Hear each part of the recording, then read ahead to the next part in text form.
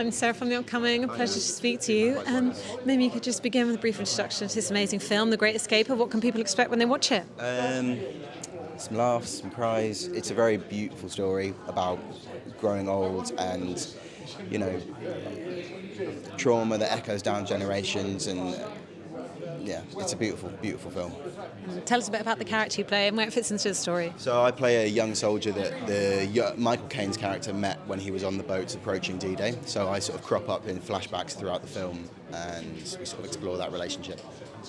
When you first read this script, what really stood out to you? And I guess it's quite a contrast, isn't it, being involved in the flashbacks rather than the present day? And it's quite a different task to take on in terms of an actor.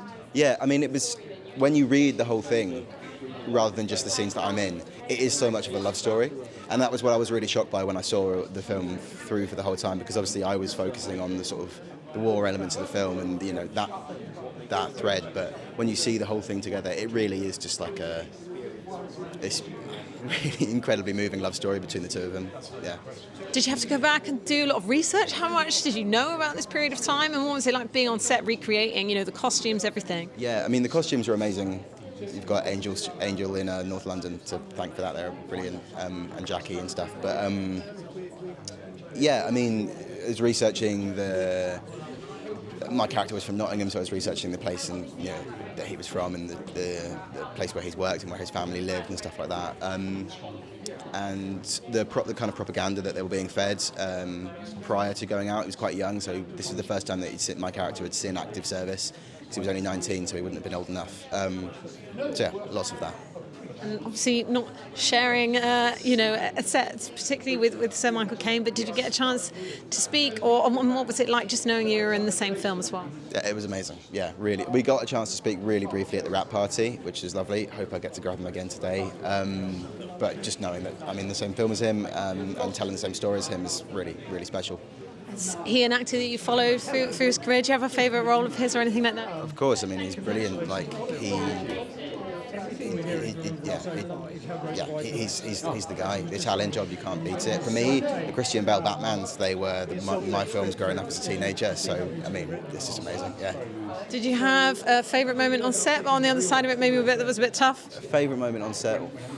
I'll tell you what was quite irritating was that we were filming on this airstrip, and these planes just kept taking off over the top of us and just completely ruining shots. So that was quite irritating.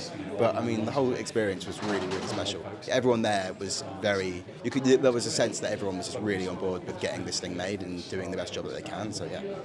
And like you say, I mean, when you watch it all, the whole thing together, not just you're part of the film, like, what are the things do you think that pop up as takeaways? Being a love story, but also, how we treat our military, both we did in the past or how we do presently, and also how we treat our elderly, just rather than being ignored and forgotten, the incredible stories, the incredible people that we should really hang on to and take care of. Yeah, no, definitely. I mean, I think the film celebrates the richness of life and the fact that, like you say, your grandparents, people that living in care homes or whatever, particularly after COVID and stuff like that, like, they have lived these extraordinary lives and have experienced these things that, in this country at the minute we can't even begin to imagine. So I think the film does a very good job of getting that across without being sort of bleeding heart and whatever. Yeah, it's beautiful, I think. And in terms of what you might be working on next, have you got a thing in the pipeline or any bits and pieces coming on? So yeah, we'll see. Any directors you'd love to work with, or genres you'd love to try? Oh, I don't know. There's always people. All right, lovely to chat to you. Thanks so much. Cheers.